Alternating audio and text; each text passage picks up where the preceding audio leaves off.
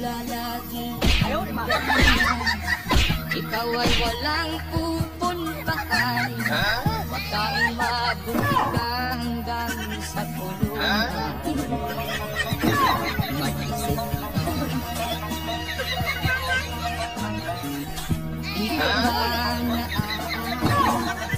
sa iyong mahal na ama ina? Nabibilang na ang kanilang mga